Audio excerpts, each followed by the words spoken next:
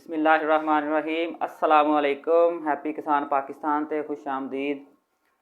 लो जी, अज असी तुहाडी खिदमत विच लसन दे बारे वीडियो लैके आया जी कि लसन नूं तुसीं किस तरह लगाउणा है, ਉਹਦਾ ਪਲਾਂਟ ਤੋਂ ਪਲਾਂਟ ਲਾइन टू लाइन फासला किन्ना रखना, पौधे तो पौधे का लाइन टू लाइन फासला किन्ना, खाद की ਉਹਦੀ मैनेजमेंट की है, ਉਹਦੀ स्प्रे की मैनेजमेंट की है, ਉਹਦੀ वक्ते काश्त आइडियल टाइम ਕਿਹੜਾ है, उन्हें तैयार कदों होना जाके।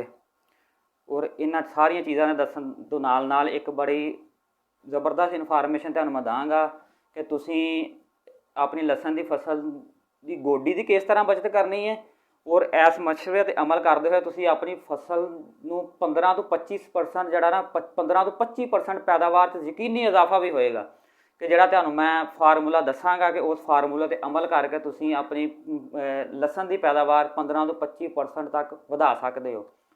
और ये जोड़े वड्डे स्केल ते लार्ज स्केल ते लाने वाले फार्मर उन्होंने वास्ते और ये जोड़ा टोटका मेरा गोडी तो बचत वाला होएगा। ये जोड़े घर दे विच लोकी अक्सर जोड़े साडे जिमीदार भरा ने वो घर दे विच अपने खाण वास्ते थोड़ा थोड़ा लसन जोड़ा वो ला लेंदे आ।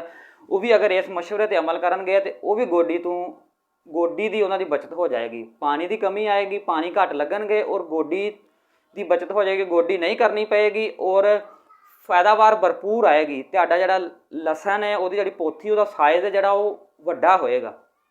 तुसीं देखदे हो कि लसन लगा कहंदे जी वो बाबा गोडी कर लैंदा सी, बाबा बीमार हो गया, न्याणिਆਂ ने गोडी नहीं की। तुहानूं मैं अच्छा फार्मूला दसांगा, तुहाडी ज़मीन नरम पई रहेगी और तुहाडी गोडी तो बचत होएगी। तो जी सब नालों पहला लसन लगाउण दा जिहड़ा वक्ते काश्त हैगा ना, आइडियल टाइम जिहड़ा वो 10 सितंबर तो लैके 30 सितंबर तक आइडियल टाइम, यानी कि इस टाइम आइडियल पीरीयड चलता पाया 10 सितंबर तो लग के तुसीं 30 सितंबर के लसन लगाओगे तो वो एक आइडियल टाइम है। वैसे तुसीं लसन की काश 1 सितंबर तो लग के 10 अक्तूबर तक कर सकते हो। 10 अक्तूबर तो लेट हो जाता, बहरहाल वो गुजारा हो जाता।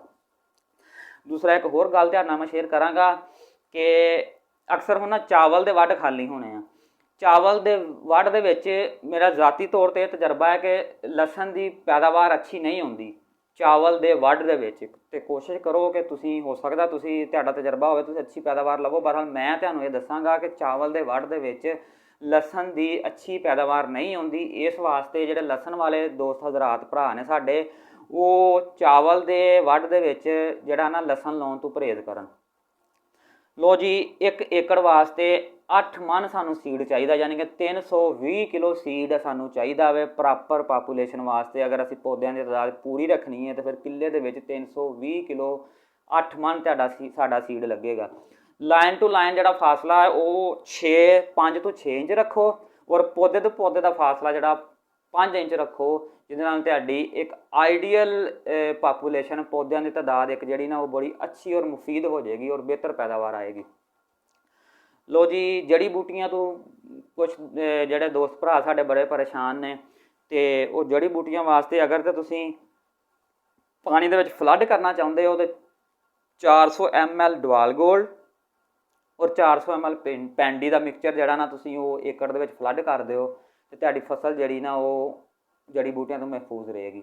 अगर तुसीं उपर स्प्रे करनी है तो लसन लगा के सुक्के वड दे विच तुसीं जिहड़ी है ना वो डिवाल गोल्ड और पैंडी 100 ml डिवाल गोल्ड और पैंडी तुसीं 120 ml तक पा सकते हो। तुसीं उपर स्प्रे कर दो, 4 तो 5 टैंकियां लगा दो तो तुहाडी फसल जिहड़ी उत्तों पानी लगा दो, तुहाडी फसल जिहड़ी जड़ी बूटियां तो महफूज रहेगी। खाद प्लान जिहड़ा बेहतर खाद प्लान वो ये कि 2 बोरियां DAP 1 SOP तुसीं थल्ले इस्तेमाल कर लो, उपर 3 तो 4 बोरियां जिहड़ियां ना वो तुसीं यूरिया दी इस्तेमाल करो। 3 तो 4 बोरियां यूरिया दियां, 2 बोरियां DAP और SOP एक थल्ले इस्तेमाल कर लो।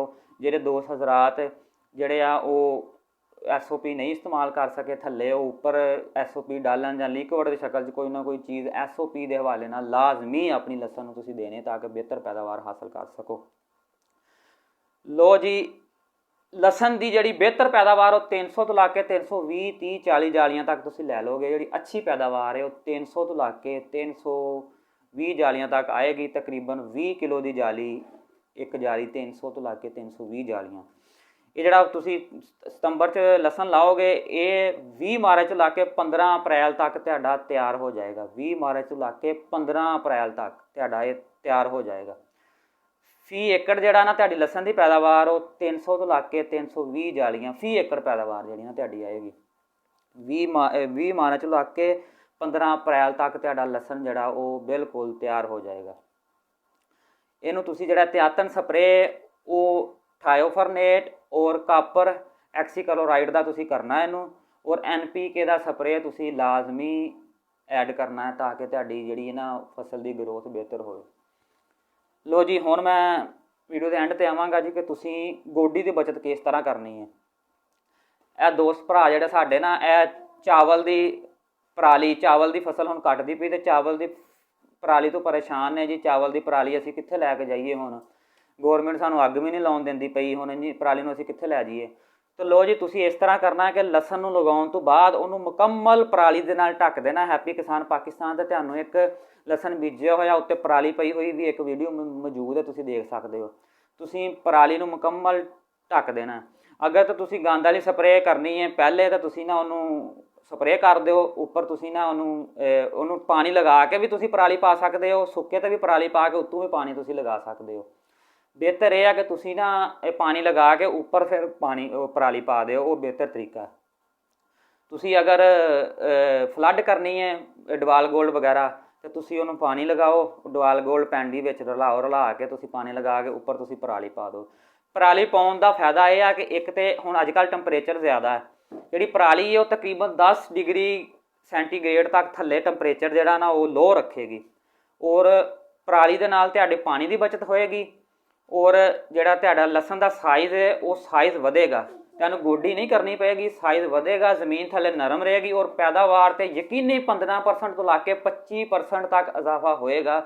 ਤੁਸੀਂ ਜਿਹੜੇ ਘਰੇਲੂ ਹਜ਼ਰਾਤ ਮੇਰੇ ਦੋਸਤ ਭਰਾ ਜਿਨ੍ਹਾਂ ਨੇ ਘਰ ਥੋੜ੍ਹਾ ਲਸਣ ਲਾਉਣਾ, ਉਹਨਾਂ ਵਾਸਤੇ ਵੀ ਬੜੀ ਜ਼ਬਰਦਸਤ ਟਿਪ ਹੈਗੀ ਹੈ ਕਿ ਉਹ ਲਸਣ ਲਾ ਕੇ ਉੱਪਰ ਪਰਾਲੀ ਪਾ ਦੇਣ, ਗੋਡੀ ਤੋਂ ਮਹਿਫੂਜ਼ ਰਹਿਣਗੇ। ਅਗਰ ਉਹ ਥੋੜ੍ਹੀ ਛੋਟੀ ਕਿਆਰੀ ਵਾਲੇ ਸਪਰੇਅ ਨਹੀਂ ਕਰ ਸਕਦੇ ਗੰਦ ਵਾਲਾ, ਅਤੇ ਹਲਕਾ ਜਿਹਾ ਗਾਸ ਜਿਹੜਾ ਘਾਹ ਨਿਕਲੇਗਾ ਉਹ ਹੱਥ ਨਾਲ ਬਾਅਦ 'ਚ ਪੁੱਟ ਦੇਣ, ਇੱਕ ਵਾਰੀ ਆਪਣੀ ਫਸਲ ਨੂੰ ਜੜੀ ਬੂਟਿਆਂ ਤੋਂ ਸਾਫ਼ ਕਰ ਦੇਣ, ਔਰ ਉਹਨਾਂ ਨੂੰ ਗੋਡੀ ਦੀ ਬਚਤ ਹੋ ਜਾਏਗੀ। ਔਰ ਅਗਰ ਤੁਸੀਂ ਘਰ ਤਜਰਬਾ ਵੀ ਕਰ ਸਕਦੇ ਹੋ, ਜਿਹੜੇ ਛੋਟੇ ਸਾਡੇ ਕਾਸ਼ਤਕਾਰ ਹਜ਼ਰਾਤ ਭਰਾ ਨੇ ਜਿਨ੍ਹਾਂ ਨੇ ਘਰ ਖਾਣ ਵਾਸਤੇ ਲਸਣ ਲਾਉਣਾ, ਇੱਕ ਕਿਆਰੀ ਨੂੰ ਤੁਸੀਂ ਗੋਡੀਆਂ ਕਰ ਲਓ, ਇੱਕ ਕਿਆਰੀ ਨੂੰ ਤੁਸੀਂ ਪਰਾਲੀ ਪਾ ਲਓ, ਔਰ ਯਕੀਨੀ ਤੌਰ 'ਤੇ ਪਰਾਲੀ ਵਾਲਾ ਲਸਣ ਦੀ ਪੈਦਾਵਾਰ ਜਿਹੜੀ ਉਹ ਤੁਹਾਡੀ ਬਿਹਤਰ ਰਹੇਗੀ। ਬੜਾ ਹੀ ਅਜ਼ਮੂਦਾ ਨੁਸਖਾ ਅੱਜ ਤੁਹਾਨੂੰ ਮੈਂ ਦੇ ਰਿਹਾ ਵਾਂ ਕਿ ਲਸਣ ਨੂੰ ਲਗਾ ਕੇ ਉੱਪਰ ਪਰਾਲੀ ਪਾਓ, ਔਰ ਗੋਡੀ ਦੀ ਜਿਹੜੀ ਹੈ ਸਿਰ ਪੀੜ ਉਹਦੇ ਤੋਂ ਤੁਸੀਂ ਬਚ ਜਾਓਗੇ, ਔਰ ਬਿਹਤਰ ਪੈਦਾਵਾਰ ਆਏਗੀ।